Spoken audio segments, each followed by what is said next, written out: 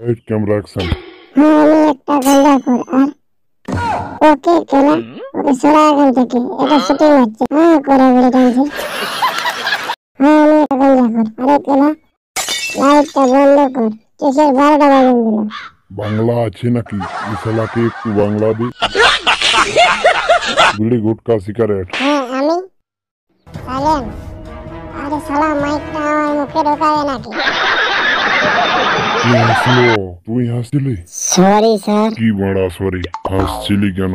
এত বড় ডায়লগ, পুরো ডায়লগটা বাংলাকে বলতে পারবি?